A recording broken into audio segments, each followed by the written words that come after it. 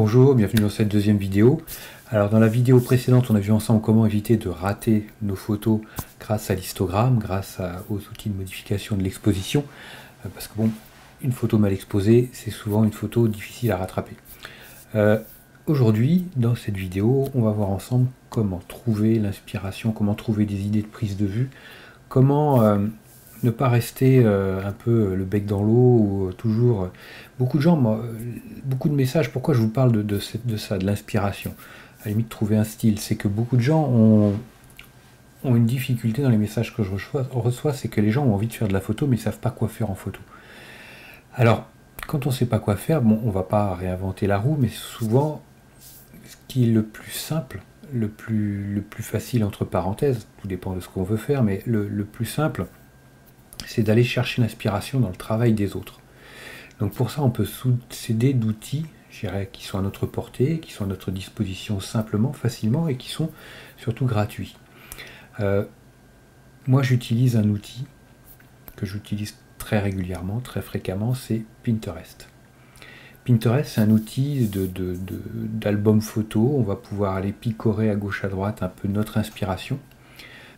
Pinterest, c'est un site où vous allez devoir ouvrir un compte, c'est gratuit, je vous rassure, et vous allez pouvoir, à l'aide d'un champ de recherche, poser une question à Pinterest pour trouver des idées d'images. Alors Pinterest, en fonction des mots-clés que vous allez utiliser, va vous proposer toute une gamme d'images, de solutions.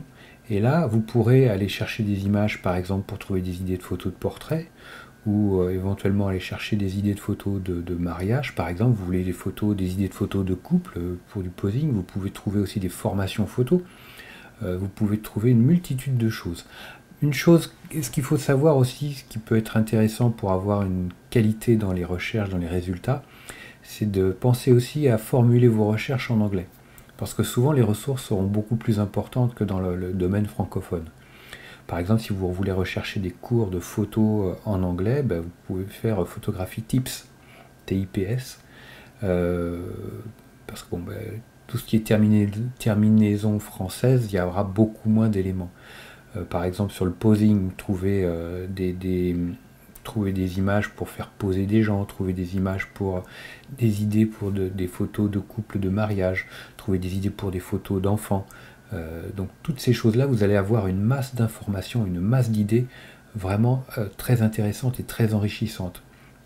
Ensuite, ben, vous avez juste à vous faire ce qu'on va appeler un moodbook. Par exemple, vous avez, moi comment je fonctionne, j'ai une demande déjà, premièrement, j'ai une demande d'un client. Bon, pour vous, ça peut être des amis ou une recherche personnelle, peu importe, c'est pas important. Vous devez faire des photos de telle chose. Par exemple, vous avez un mariage. Bon, pour beaucoup, c'est ce qui revient. Vous avez un mariage à faire dans votre famille, dans votre entourage. Vous allez vous rapprocher des mariés pour savoir un peu ce qu'ils veulent et ce que vous allez devoir faire. Donc déjà, vous avez un peu la pression. Bon, ça, je peux le comprendre. Qui ne l'aurait pas? Alors l'idée, ça va être d'aller sur Pinterest et puis de rechercher des idées de photos de mariage, d'images qui vous parlent à vous.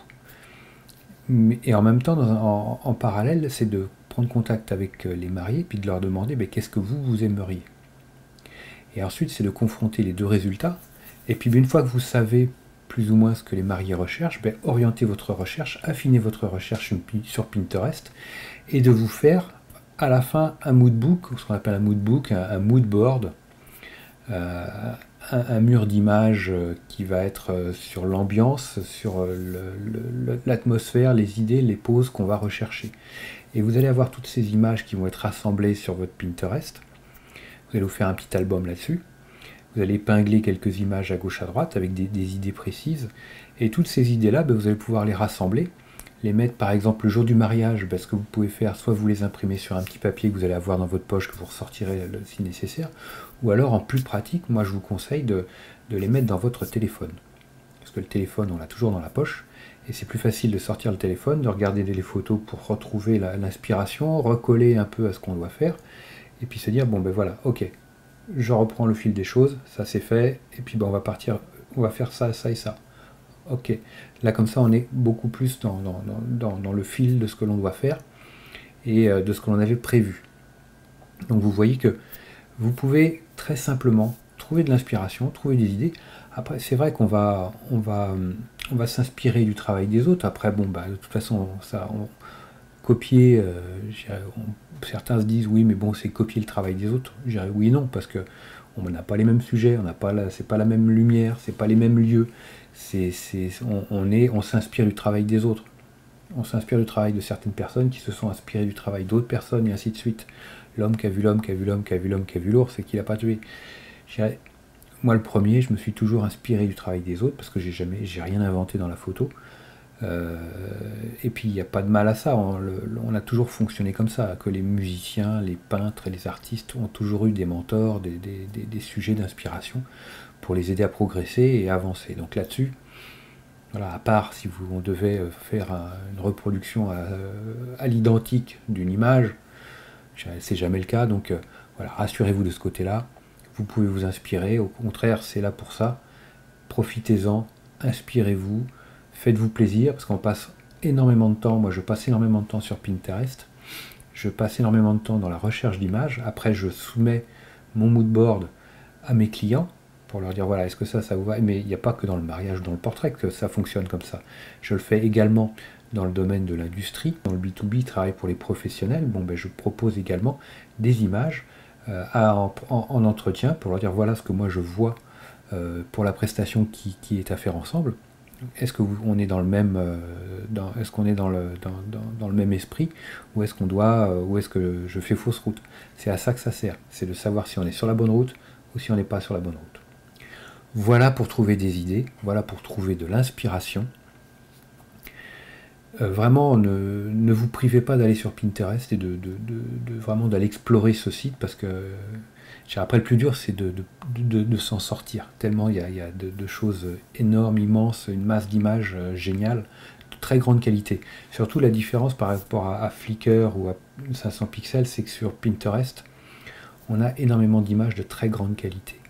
Et ces images-là vont vous emmener vers un site. Là, sur Pinterest, on épingle les images, mais derrière les images, il y a un site. Derrière chaque image, il y a un site internet. Donc ça va vous permettre d'aller voir la ressource sur le site internet qui est derrière. Ça, c'est très important. Voilà. Prochaine vidéo, la 3e vidéo, d'ici 48 heures, je pense. On va parler ensemble de quel matériel il faut pour suivre la formation comment photographier. Oui, parce que le sujet de ces vidéos, c'est la formation comment photographier, c'est quand même très important. Quel matériel pour suivre cette formation en termes d'appareil photo, et ainsi de suite. Donc on va voir ça ensemble. On va voir également, je vais vous donner le programme complet de la formation, et je vous donnerai également les dates de sortie, quand est-ce que les portes de la formation vont s'ouvrir, ainsi que le coût au niveau de l'inscription pour participer à cette formation. Voilà, bah écoutez, moi je vous dis à très vite. Si vous avez des questions, n'hésitez pas, posez-les moi grâce au formulaire qui est juste en dessous. Et puis je vous dis à très vite. Merci.